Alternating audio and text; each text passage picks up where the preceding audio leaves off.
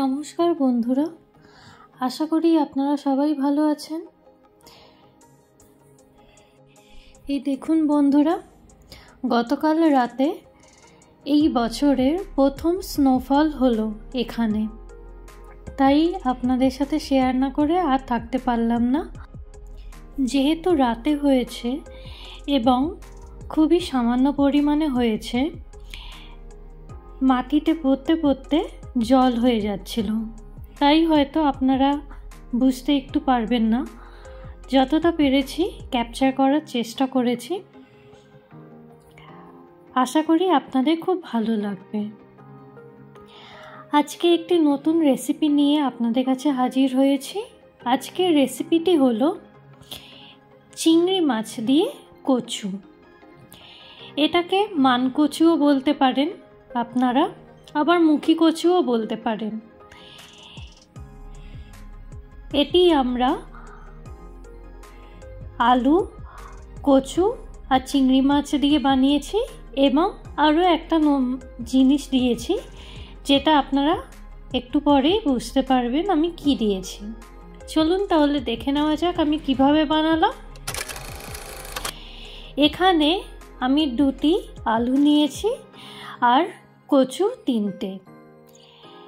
প্রথমে আমি প্যানটা ভালো করে গরম করে নিয়েছি, তারপরে দিয়ে দিলাম খুবই সামান্য পরিমাণে তেল। আপনারা চাইলে সর্ষের তেলও ব্যবহার করতে পারেন, আমি এখানে সাদা তেল ব্যবহার করেছি। তেলটা খুব ভালো করে আমি কড়াইয়ে ছড়িয়ে নিলাম।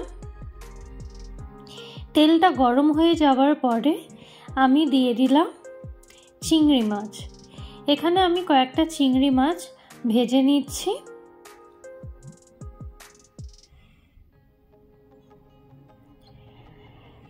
চিংড়ি মাছটা সামান্য পরিমাণে ভেজে নেব, খুব লাল করব না। আর যেহেতু এটা ফ্রোজেন, তাই বেশিক্ষণ লাগবেও না। এখানে আমার চিংড়ি মাছ ভাজা হয়ে গেছে, এর থেকে বেশি আমি আর ভাজবো না। আমি একটা জায়গায় তুলে রাখলাম।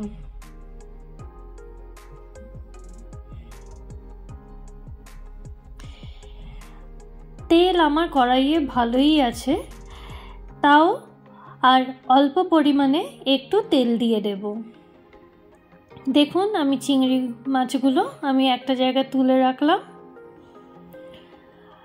খুবই অল্প পরিমাণে আমি এখানে তেল দিয়ে দিচ্ছি, ব্যাস, এর থেকে বেশি আমার আর তেল লাগবে না। দেখতেই পেলেন আমি কতটা কম দিলাম। এবারে দিয়ে দিচ্ছি গোটা জিরে। জিরেটা একটু ভাজা ভাজা করে নেব। তারপরে দেব আমি শুকনো লঙ্কা। আমি এই রান্নাটি শুকনো লঙ্কা দিয়েই করেছি, আপনারা চাইলে সবুজ লঙ্কাও দিতে পারেন, আমি এখানে দিইনি। এবারে দিয়ে দিচ্ছি আলু আর কচু। এই দুটো আমি লম্বা লম্বা করে কেটেছি। আলু আর কচুটা এবারে একটু ভেজে নেব।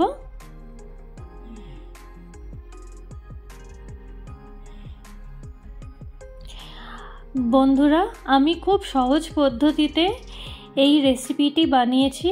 অবশ্যই কমেন্ট করে জানাবেন আপনাদের কেমন লাগলো রেসিপিটি। আর যারা যারা এখনও আমাকে সাবস্ক্রাইব করেননি, একটু সাবস্ক্রাইব করে নেবেন এবং পাশে থাকা বেল আইকনটি প্রেস করে দেবেন, যাতে নতুন নতুন ভিডিও যখনই আমি আপলোড করব আপনাদের কাছে নোটিফিকেশান চলে যায়। এখানে আমি অল্প নুন দিয়ে দিয়েছি। নুনটা ভালো করে আমি মিশিয়ে নিলাম। তারপরে আমি ঢাকা দিয়ে দিলাম, কিছুক্ষণ হতে দেব। প্রায় 3 মিনিট আমি ঢাকনা বন্ধ করে কিছুক্ষণ হতে দিয়েছি। 3 মিনিট পরে আমি ঢাকনা খুলে আবার ভালো করে নেড়ে নেব।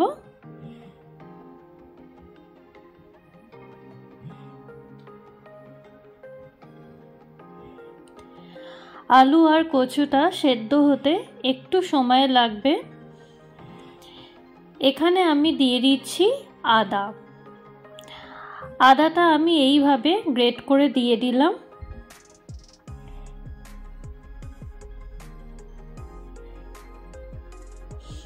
আদাটা এবারে ভালো করে আলু আর কচুর সাথে মিশিয়ে নেব।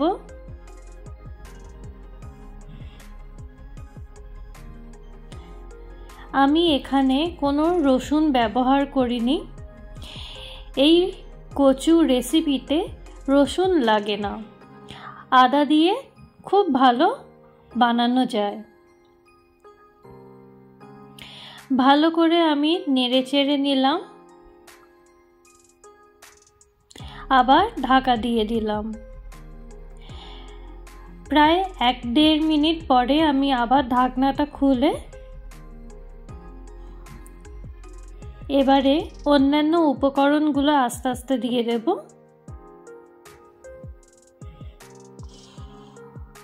দেখুন অনেকটা ভাজা হয়েছে আমার আলু আর কচু। যেহেতু আমি ভীষণই কম তেল দিয়ে রান্নাটা করছি, সেহেতু ভাজাটা হতে একটু সময় লাগছে এবং আমি ঢাকা দিয়ে দিয়েও রান্না করছি যাতে পুড়ে না যায়। এবারে আমি দিয়ে দিচ্ছি হলুদ গুঁড়ো, এরপরে দিচ্ছি একটু বেশি পরিমাণে ধনে গুঁড়ো।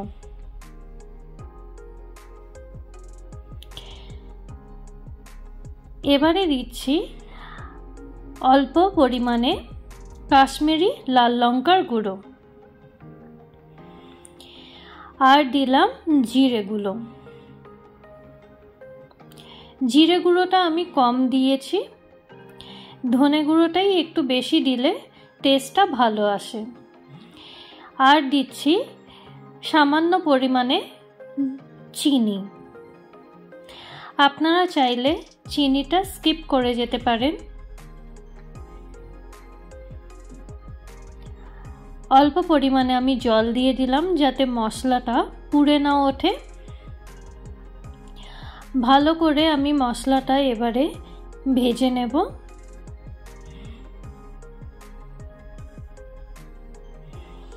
ভালো করে নেড়ে চেড়ে আমি মিশিয়ে নিচ্ছি আলু আর কচুর সাথে।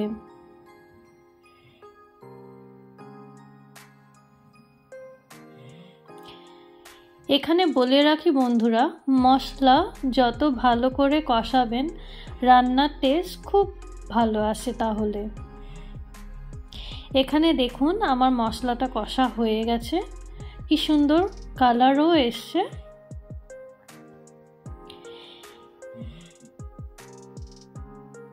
ভালো করে আমি নেড়ে চেড়ে নিলাম। রেসিপিটি ভালো লাগলে বন্ধুরা অবশ্যই একটি কমেন্ট করে জানাবেন। লাইক করতে একদমই ভুলবেন না, আপনাদের একটি লাইক আমাদের অনেক বেশি উপকার করে। এবারে আমি দিয়ে দেব একটি সিক্রেট উপকরণ। বলুন তো কি? হ্যাঁ, এখানে আমি দিয়ে দিচ্ছি নারকেল। আমি বাজার থেকে ডাস্ট কোকোনাট নিয়ে এসেছি, সেটা আমি এই রান্নাতে দিলাম। এই সময় ভীষণ সুন্দর একটা গন্ধ বেরোলো। নারকেল দিয়ে এই কচু করলে দুর্দান্ত লাগে। আপনাদের কাদের কাদের ভালো লাগে অবশ্যই কমেন্ট করে জানাবেন। নারকেল দিয়ে কচু। এবারে আমি দিয়ে দিচ্ছি জল। ভালো করে মিশিয়ে নেব। মিশিয়ে নিয়ে আমি কিছুক্ষণ হতে দেব।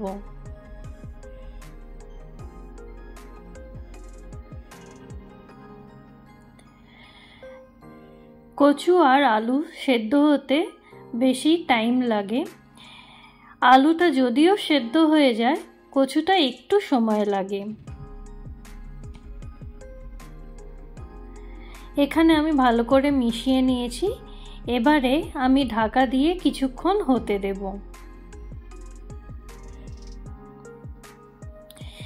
ঢাকা দেওয়ার আগে আমি দিয়ে দিলাম ভেজে রাখা চিংড়ি মাছগুলো।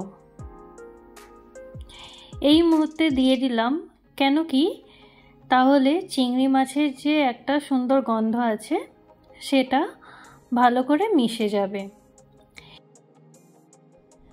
প্রায় 3 মিনিট পরে আমি ঢাকনাটা খুললাম।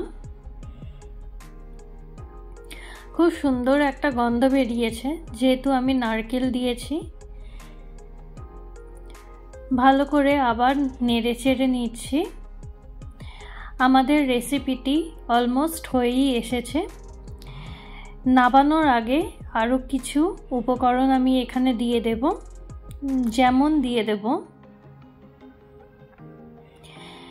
গরম মশলা, খুবই সামান্য পরিমাণে আমি গরম মশলা দিলাম।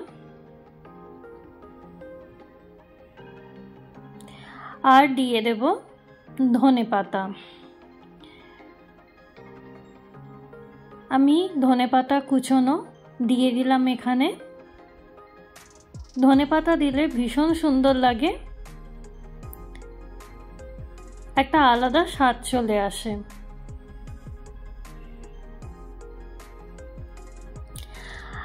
কারা কারা ধনেপাতা খেতে ভালোবাসেন অবশ্যই কমেন্ট করে জানাবেন। রান্না আমার অলমোস্ট হয়ে গেছে, সার্ভ করবার জন্য একদম রেডি। তাহলে বন্ধুরা দেখতেই পেলেন আমি খুবই সামান্য পরিমাণে ঘরে থাকা উপকরণ দিয়েই আমি বানিয়ে নিলাম এই সুন্দর রেসিপিটি। অবশ্যই কমেন্ট করে জানাবেন আপনাদের কেমন লাগলো আজকের এই রেসিপিটি, চিংড়ি দিয়ে কচু। সাবস্ক্রাইব করতে একদম ভুলবেন না, লাইক শেয়ার কমেন্ট তো অবশ্যই করবেন। দেখা হবে আবার অন্য একটি ভিডিওর সাথে। ভালো থাকবেন, সুস্থ থাকবেন, আর হ্যাঁ, সবাইকে ভালো রাখবেন। পাশে থাকা বেল আইকনটি অবশ্যই প্রেস করে দেবেন, একদম ভুলবেন না, তাহলে আমাদের অনেক উপকার হয়। ধন্যবাদ।